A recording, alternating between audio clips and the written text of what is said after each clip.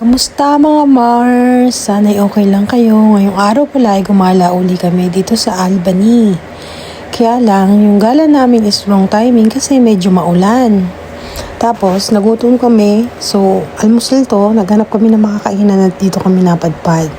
Mga 45 minutes lang naman kami naghintay para makakain. Ang tagal kasi. Tapos ang dami ding tao. So ayun na nga, pagkatapos namin kumain, nag-CR muna kami kasi medyo malayo-layo din yung mga pupuntahan namin. Lumabas muna kami dito sa labas ng restaurant na kinakainan namin. Tingnan nyo naman ang view, di ba? Ang ganda-ganda. Kaya nga lang, maulan. Tapos medyo malamig.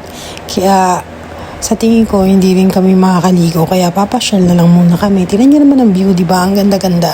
Sa Albany pala tong area na to. So, ayun nga mga mahal, bimiyahin na kami kahit medyo maulan, wala naman tayo magagawa, nandito na tayo, hindi ba? Tingnan nyo naman ang mga bahay dito, ang gaganda, hindi ba? At eto na nga mga mahal, nakarating na tayo kung saan tayo unang pupunta. Ito pala yung treetop walk na tinatawag nila dito. Dito nyo matatagpuan yung napakalalaki talagang mga puno na hindi mo kakayanin yakapin kung ikaw ay mag-isa kasi ang lalapad na niya. Matatanda na siguro to, mga 100 years old na siguro yung mga puno.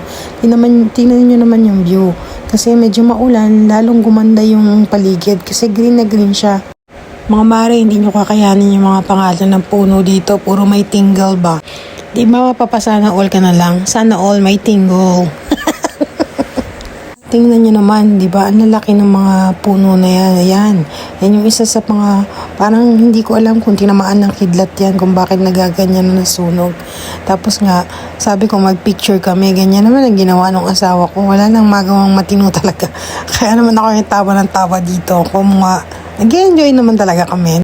Kung kayo yung mga tipo ng tao mga mare na mahilig sa nature, may enjoy nyo talaga to kasi ang ganda talaga ng paligid. Kulay green talaga siya na napakaraming puno. Tapos yung araw na yan, napaka-presko pa kung mga maulan. Tapos malamig yung panahon. So, nagsisinga kami kasi hindi rin kami nagdala ng jacket como summer dito ngayon. Hindi namin lubos ang kalain na pagdating namin dito, maulan na, malamig pa. Nagpicture-picture muna kami dyan mga mare. Siyempre, alam nyo na, souvenir. Kasi madalang magkatapat-tapat yung off namin dito. Alam nyo na, kailangan natin kumayod para sa ekonomiya. Pagkatapos magpicture-picture, may trail kasi dito mga mare na pwede mong lakaran para maikot mo lahat. Hindi ko lang sure kung naikot namin lahat. Tapos meron din dito yung inaakyatan na mataas na makikita mo talaga yung kung gaano kalalaki yung puno. Kung nga lang ayaw na namin magbayad, kaya naglakad na lang kami. Ayan nga yung batang maliit na napaka-cute. Kasi sabi ko picturean ko siya pero ganyan ang ginawa niya. Alam niyo mga mare, yung picture namin na yan, pinagtatawanan namin yan kasi yung mga tao nagtitinginan sa amin. Mga mare, hindi lang naman puro pulo ang makikita nyo dito. Dito lang din kayo makakita ng giant langgam na pag kinagat kayo, talagang tanggal ang laman nyo sa sobrang laki ng langgam. Meron din silang giant alopihan, tsaka yung hindi ko alam kung ano ang tawag dyan mga mare. Meron din giant slug. Nakakita na ba kayo ng slug sa personal? Yan yun. Yan ganyan yung itsura niya. Pero hindi naman ganyan kalaki.